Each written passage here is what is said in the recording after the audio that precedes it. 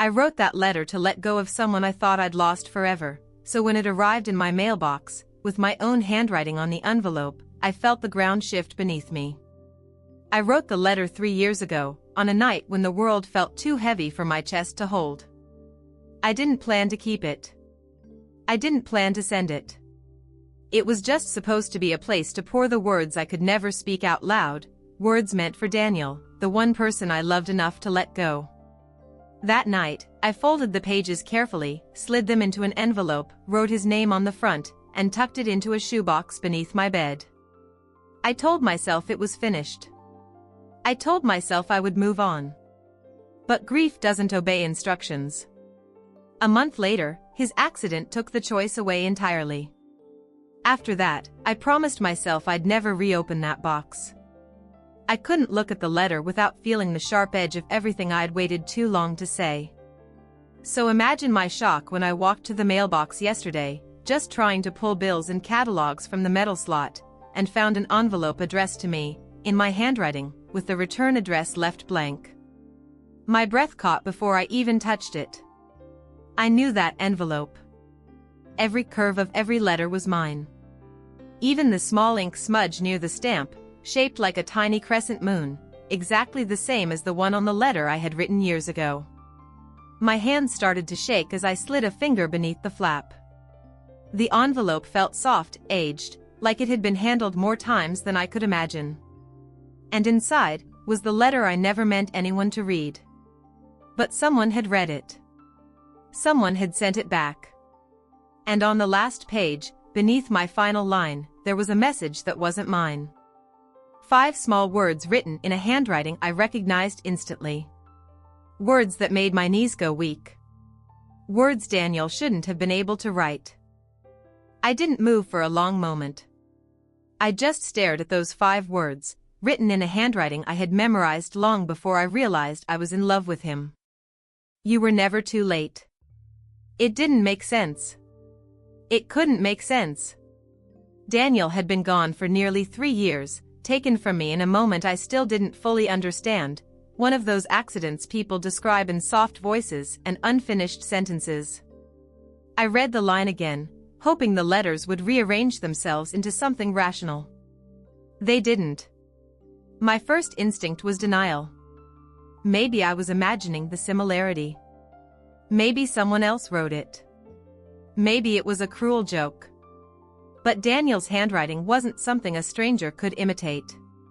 He had this way of pressing the pen too hard at the start of a word, like he was afraid it would run away from him. The Y had that same tiny pressure mark. And the T in late had the same slight curve he'd picked up from copying his father's signature as a kid. My heart thudded painfully. I sank into the wooden chair by my kitchen table, holding the letter carefully, as if it might crumble in my hands. The sounds of my house suddenly felt too loud, the hum of the refrigerator, the ticking of the clock, the distant bark of a neighbor's dog. None of it felt real. The letter had been sealed. No sign of tampering. No sign it had been opened and resealed. And yet, that message was there, written in a familiar blue ink that hadn't faded like the rest of the page.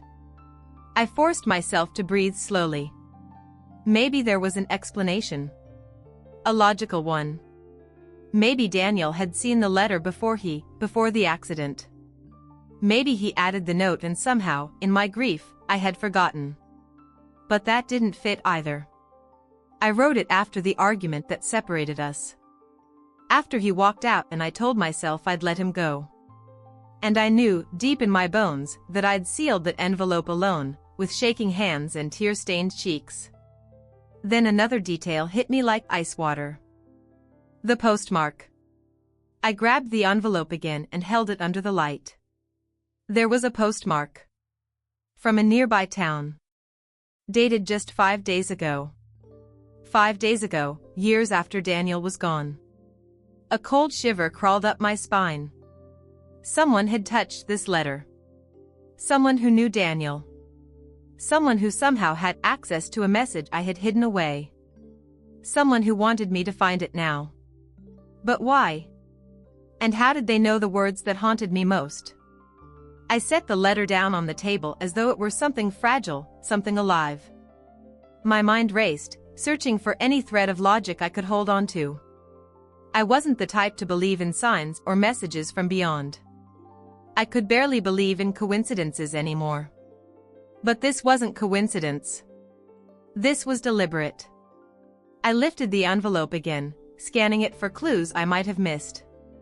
The postmark came from Hollow Creek, a small town 20 minutes away, the kind of place where everyone knows everyone, and news travels faster than cars. I'd only been there a handful of times, all of them with Daniel. A memory stirred. Daniel sitting beside me in the car, tapping the dashboard to the rhythm of the radio. Wind in his hair. That stupid grin he had when he was excited about something. The last time we were in Hollow Creek was the night of our argument. The night he left. The night everything fell apart. My breath caught. Could this all be connected? I pressed the heel of my hand against my forehead, trying to slow my thoughts. It didn't work. Every possibility raced through my mind, each more unsettling than the last. Who had my letter? Why return it now? And why with his handwriting? I reached for my phone before I even realized what I was doing. My fingers hovered over the screen, debating who I could call at this hour who wouldn't think I'd completely lost my mind. There was only one person, Mara, Daniel's younger sister. We hadn't spoken in over a year. Not because we were angry, just because grief has a way of scattering people like leaves in the wind. I hesitated for several long seconds. Would calling her reopen wounds for her too? Would it feel selfish? I swallowed hard and pressed the call button. The line rang once, twice, 3 times. I was about to hang up when her voice came through, soft and groggy. Hello? It's me, I said quietly. There was a long pause. Are you okay? I almost said yes, but the words sat heavy in my throat. I found something. Something I don't understand. She exhaled slowly, the sound brushing against years of silence. What is it? A letter, I whispered.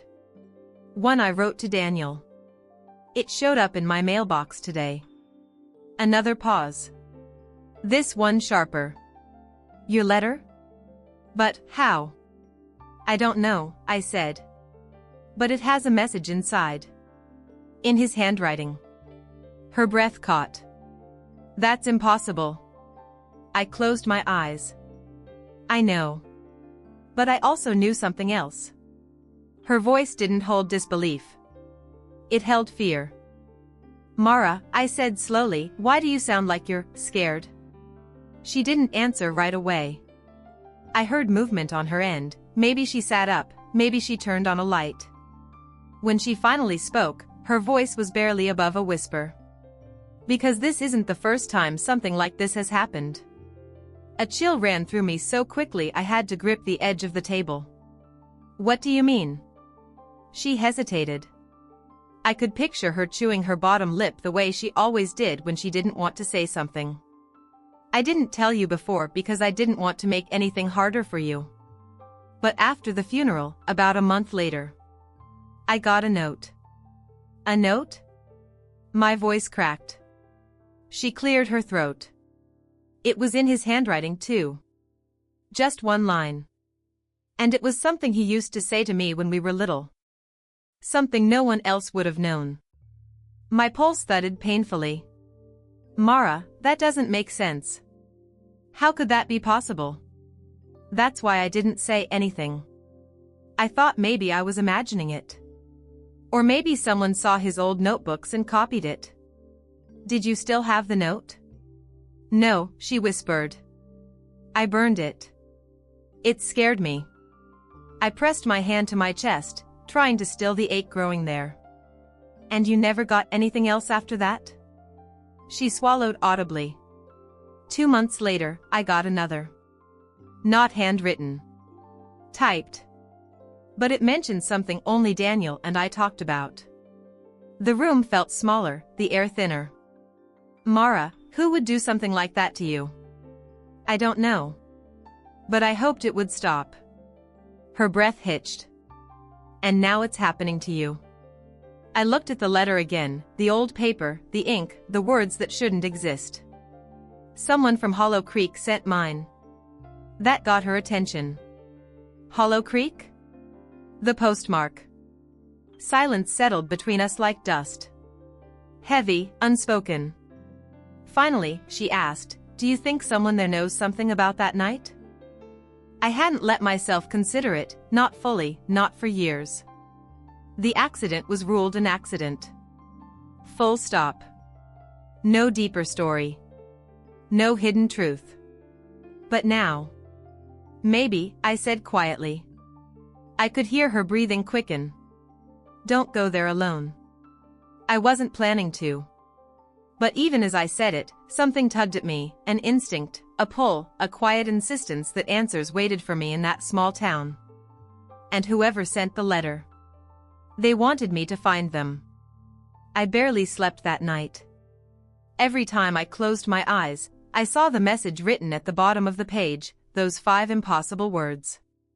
By morning, the edges of the letter felt almost warm from how often I'd picked it up, turned it over, stared at it like it might reveal the truth on its own.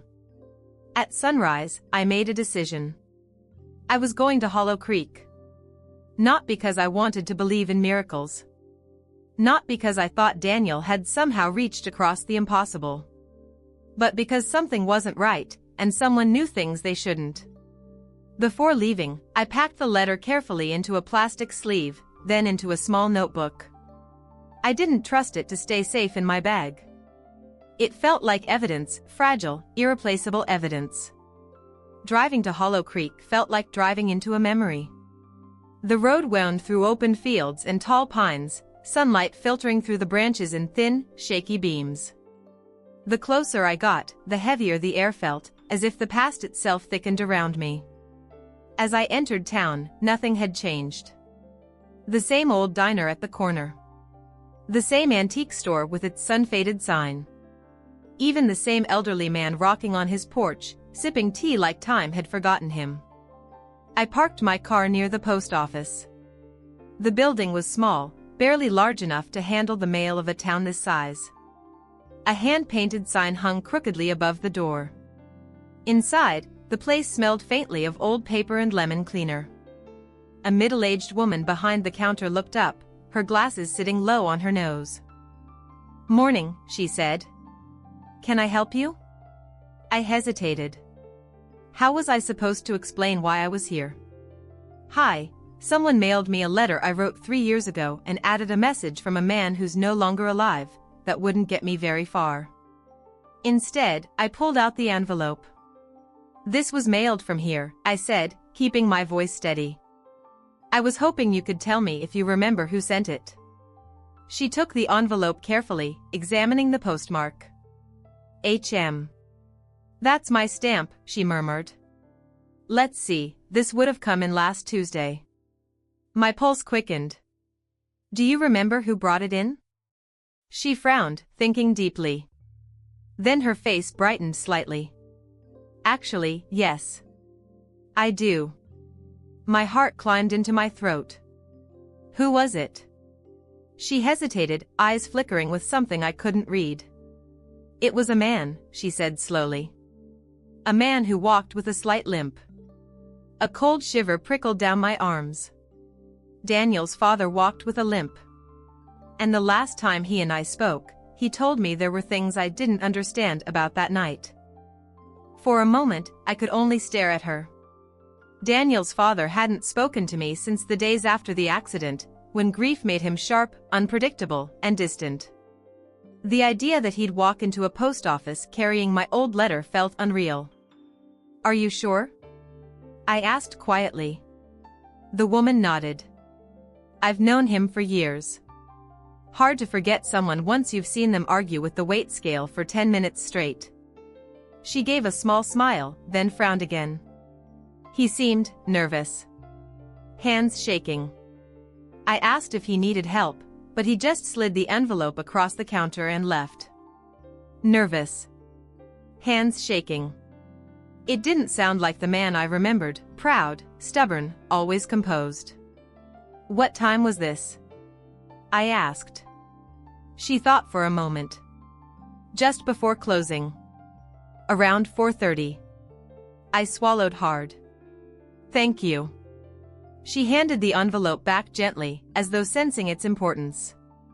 "If you see him," she added softly, "tell him I hope he's doing okay." I nodded, though I wasn't sure I would. Outside, the late morning air felt thick and warm. The streets were quiet, just a couple of cars, a woman pushing a stroller, a dog barking somewhere in the distance. The town felt frozen in time, unchanged even as my world shifted under my feet. Daniel's father. Why would he have my letter? And why send it back to me now? There was only one way to find out.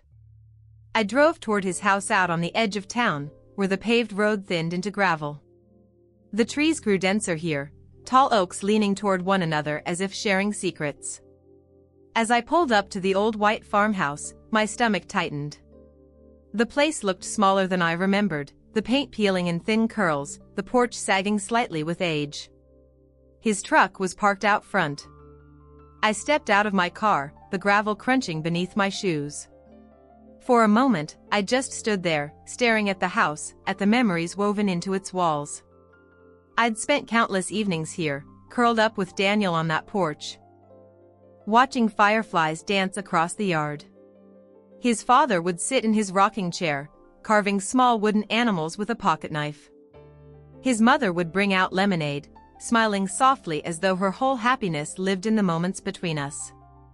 That was before the accident. Before everything fractured. I took a deep breath and walked to the door. Knock. Silence. Knock again. This time, footsteps approached, slow, uneven. The door cracked open, and Daniel's father appeared in the narrow gap. His face looked older, sharper, marked by lines grief had carved. He froze when he saw me. After a long moment, he whispered my name. "What are you doing here?" My heart thudded in my chest. I held up the envelope. "I think you know why." His eyes widened to pain, fear, and something else flickering in them. Then, without a word, he stepped aside and let me in. The house felt different the moment I stepped inside, quieter, heavier, as if the air had settled into the walls and refused to move. The familiar photograph still hung on the hallway wall, Daniel as a child holding a fishing pole, Daniel at his high school graduation, Daniel with me, both of us laughing at something just out of frame. His father closed the door slowly, as though bracing himself. We stood facing each other in the dim living room. He looked tired, deep shadows beneath his eyes, shoulders slumped, clothes slightly wrinkled. It was the look of a man carrying something too heavy for too long. "Why did you send me this?" I asked softly, holding up the envelope. He stared at it with something like dread. "Because I couldn't keep it anymore." "Keep what?" My voice trembled despite my effort to steady it. He gestured toward the old armchair. "Please. Sit."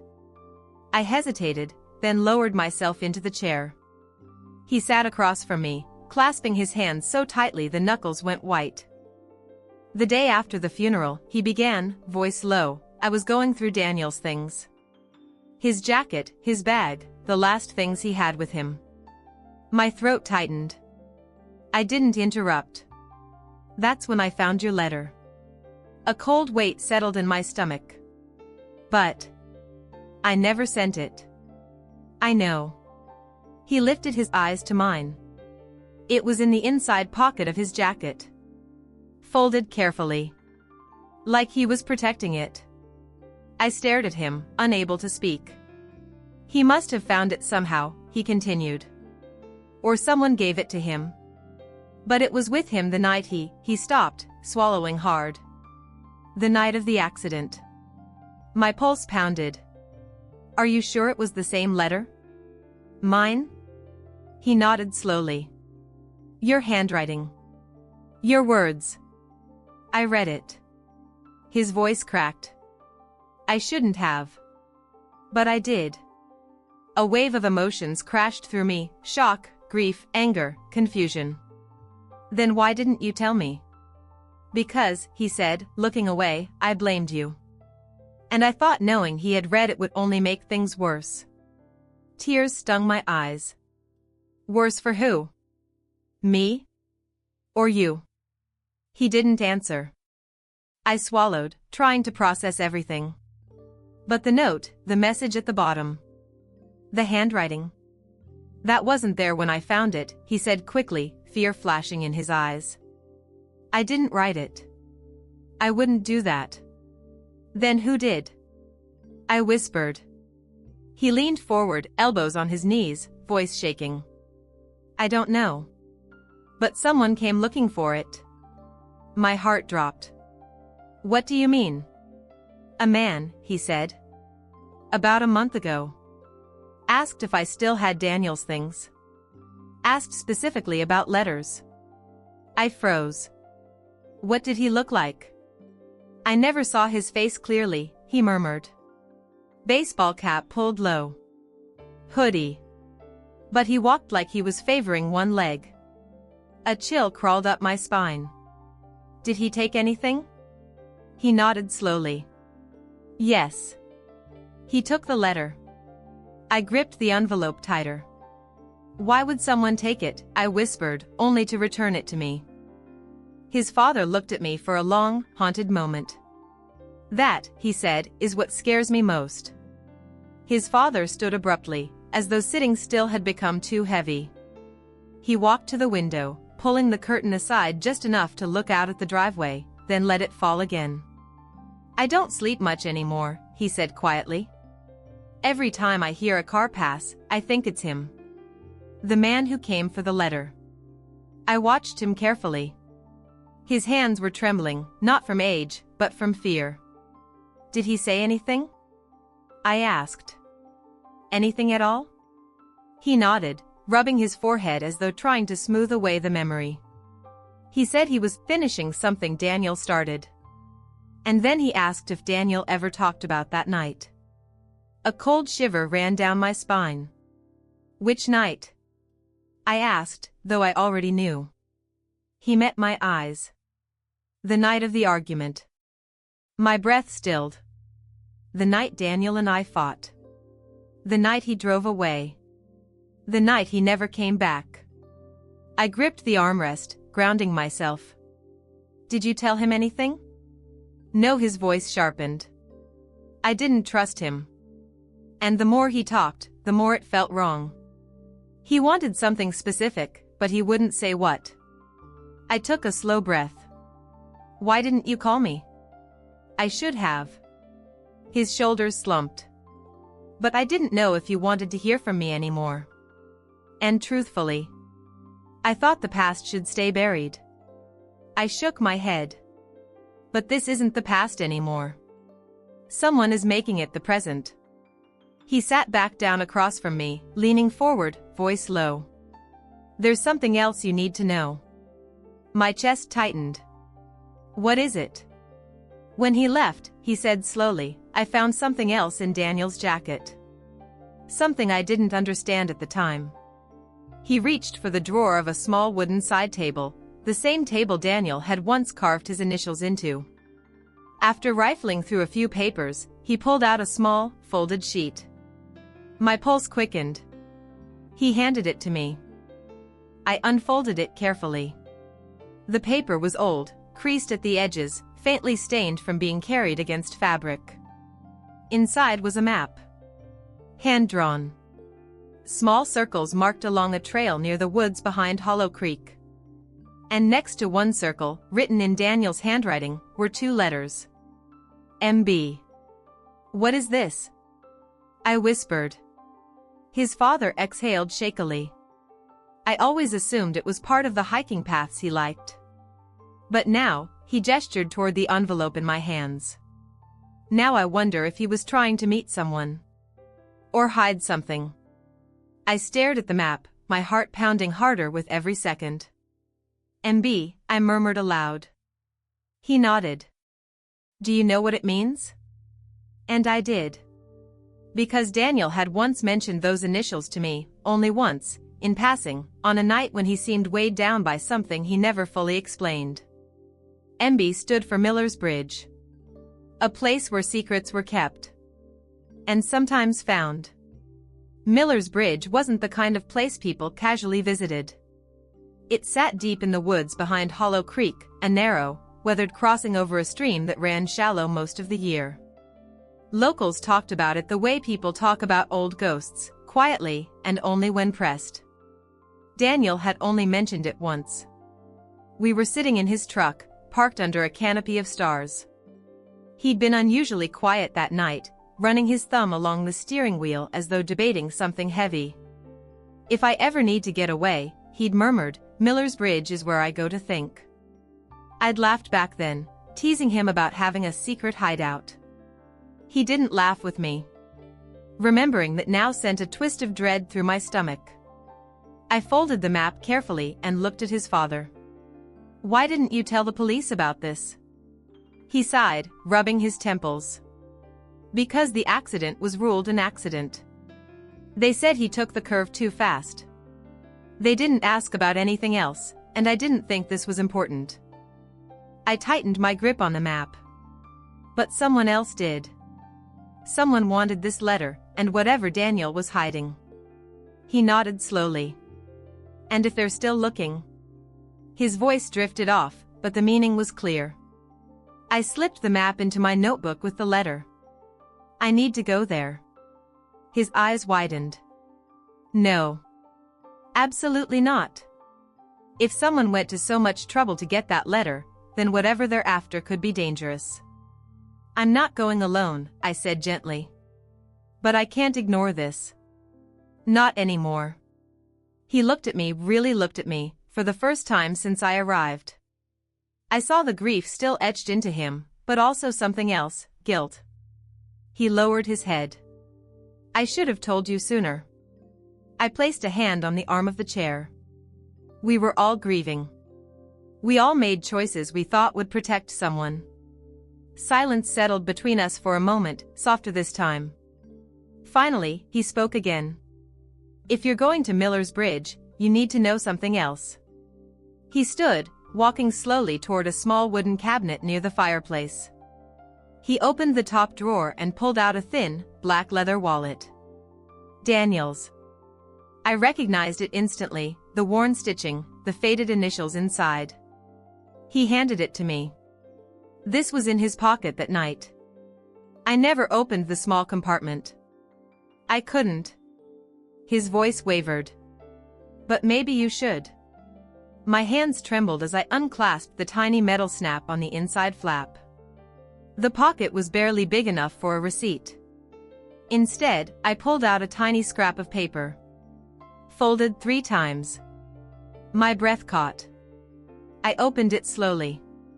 Inside was a single line, written in Daniel's hurried handwriting, ink smudged, like he wrote it in the dark. Meet me at MB.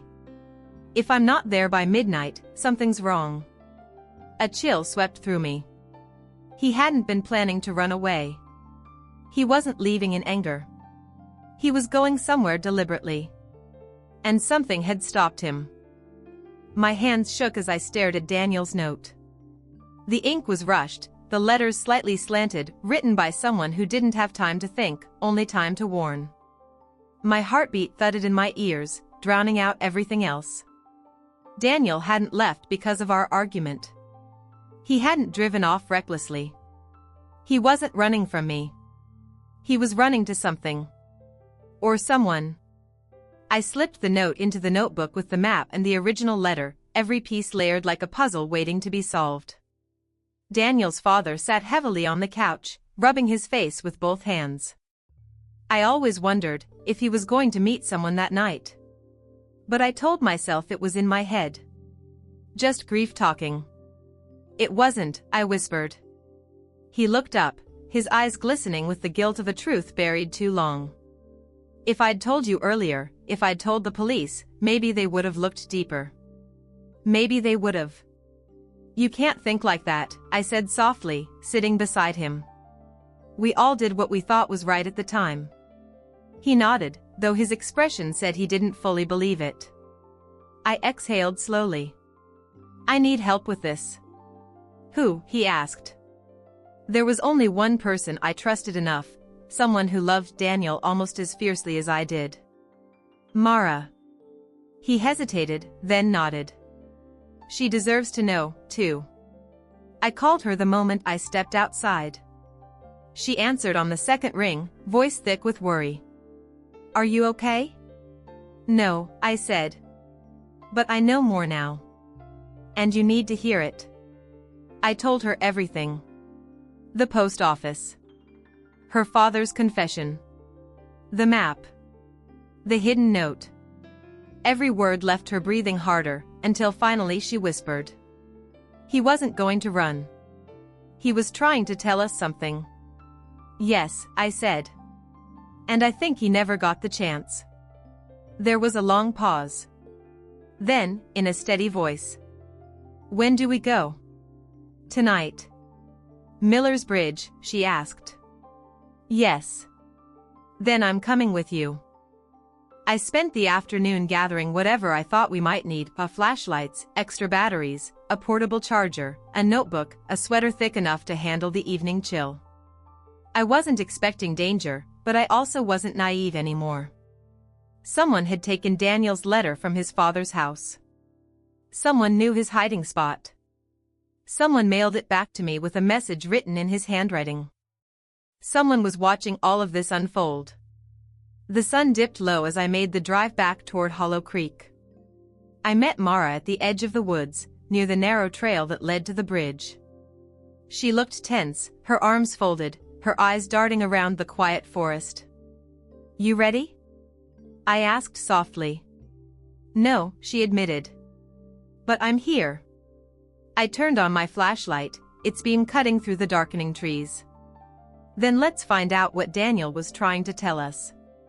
Together, we stepped into the woods, following the path he left behind.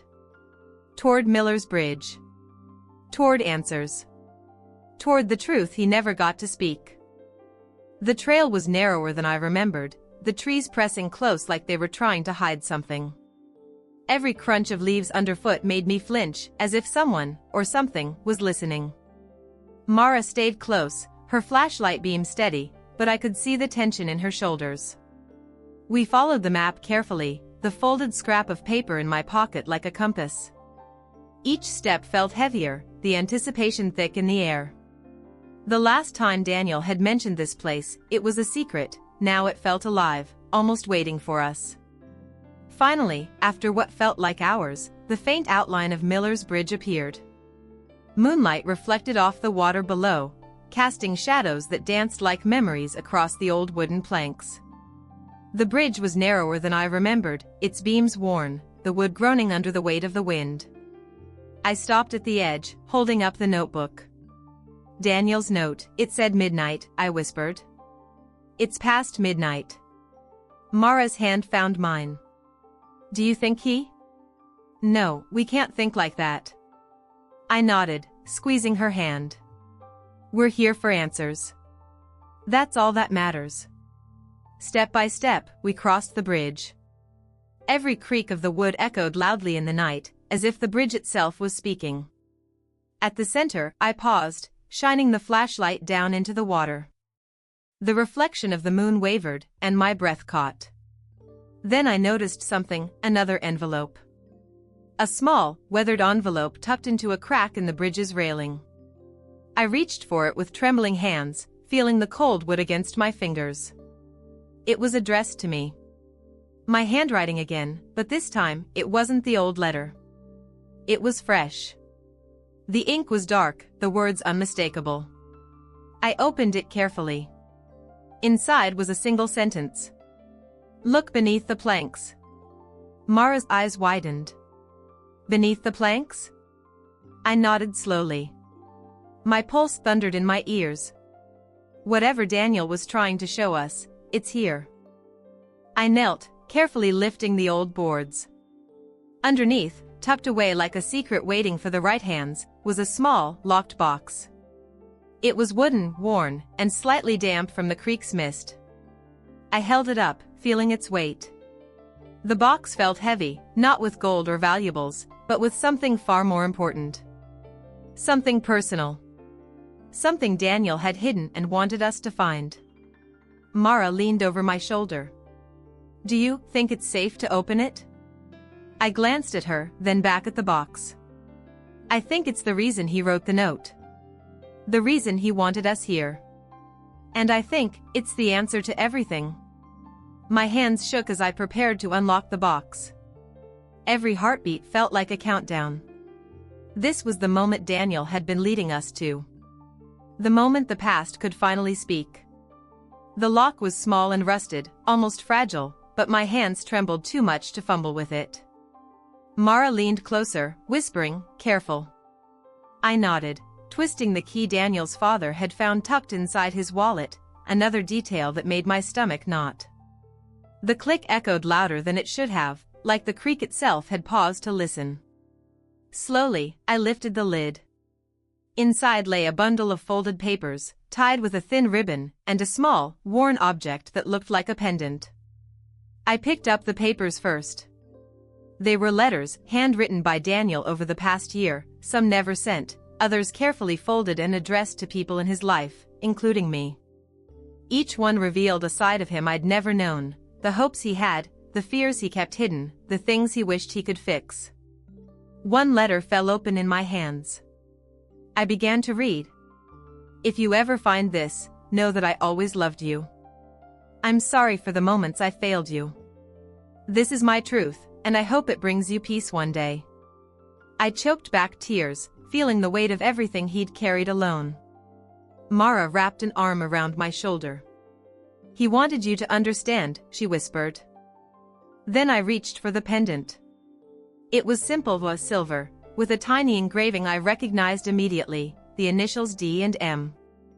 I held it up, and memories flooded me, our shared laughter, secret glances, and dreams whispered under the stars. A sudden realization hit me, the letters, the map, the note, even the journey to Miller's Bridge, it wasn't just a trail of mystery. It was Daniel's way of telling us that even though he was gone, he had wanted us to heal. He had wanted us to find closure. I looked at Mara, voice trembling. He never wanted us to carry this grief alone. She nodded, tears shining in her eyes. And he made sure we wouldn't. For the first time in years, I felt a sense of calm, not because the past was fixed, but because the truth was finally in our hands. Daniel's words, his intentions, his heart, they were here, guiding us, comforting us, and letting us grieve without guilt. I carefully returned the letters and pendant to the box, securing it once more. For the first time in years, I felt like Daniel had left something behind, not pain, but understanding. And I knew the journey wasn't just about finding answers. It was about finally finding peace. We sat on the edge of Miller's Bridge long after the box was secured in my bag. The night was quiet, the creek below whispering softly as if approving our discovery. Mara and I didn't speak much. Words felt unnecessary. The weight of what Daniel had left behind, his careful planning, his hope for us, it filled the space between us with something sacred. Finally, I looked at Mara. "He really thought of everything," I whispered. "Even after he was gone." She nodded, brushing a tear from her cheek. "He wanted us to know that grief doesn't have to consume us. That love doesn't end with someone's last breath." I smiled softly, the corners of my lips trembling. He left us his truth, and his heart. It's ours now. We stood together, staring at the reflection of the moon in the water below. It shimmered, reminding me of the fragile, fleeting moments of life, and how important it is to hold on to the love that remains. As we walked back along the trail, the night felt lighter somehow. The fear, the confusion, the relentless ache of the unanswered questions, they had all been tempered by understanding.